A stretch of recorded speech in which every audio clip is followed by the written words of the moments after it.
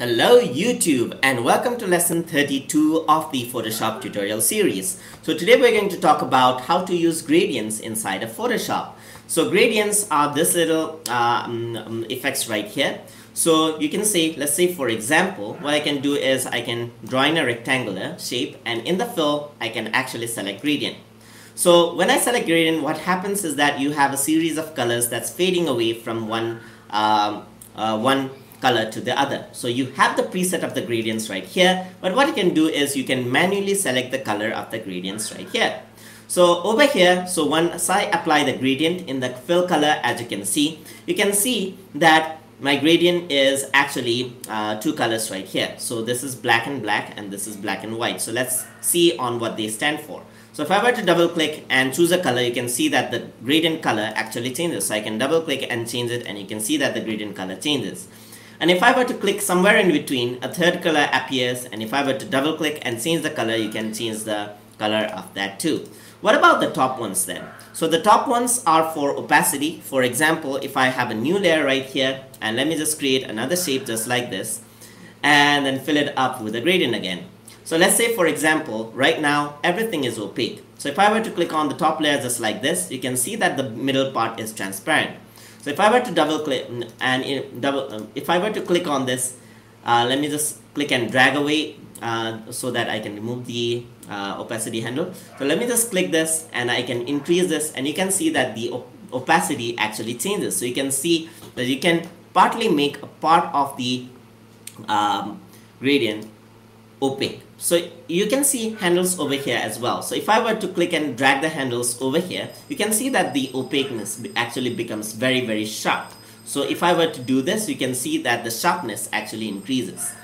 So let's add in a color over here. Let's add in two colors or three colors. So let us just see over here. So I'm going to select red for this one. So let's select blue for this one, and let's select green for this one.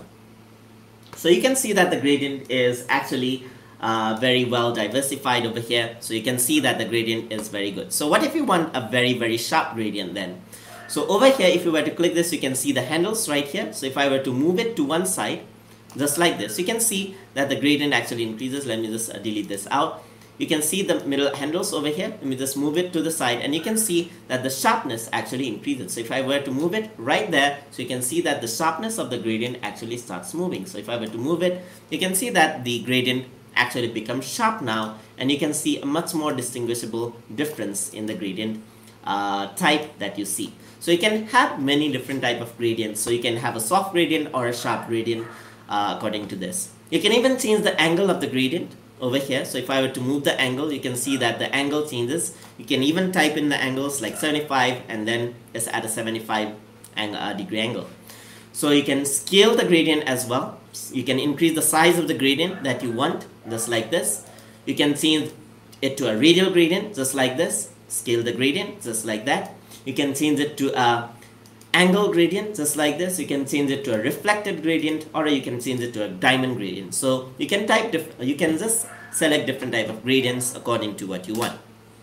So this is how you can apply gradients one way. Another way to apply gradients is by right clicking and going to blending option and saying gradient overlay. So let's say for example you have a normal shape just like this. So you have a custom shape over here.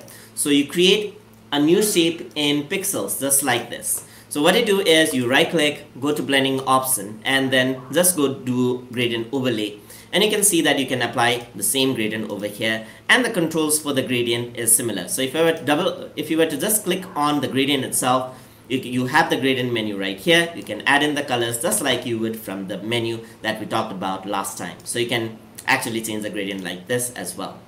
Another way to add in gradient is by creating an area of selection and then choosing the gradient tool and then clicking and dragging. So if I were to click and drag the gradient from this side, the gradient actually comes out from that angle. So if I were to click this, drag it, and you can see that the gradient actually comes out. And if I were to select Control D and drag it, then it fills out the whole screen with the gradient. So if you want to create a quick background with gradients, then this is a pretty good tool to use. So you can also apply gradients to text. So if I were to type in something, and if you want to right click, go to blending option, and then do a color overlay or a gradient overlay, then it applies the gradient effect to the text as well. So you can apply the gradient effect to all of the layers that you have inside of Photoshop. So this is how you apply gradients. Hope you guys learned something as always, and as always, please like, comment, share, and subscribe.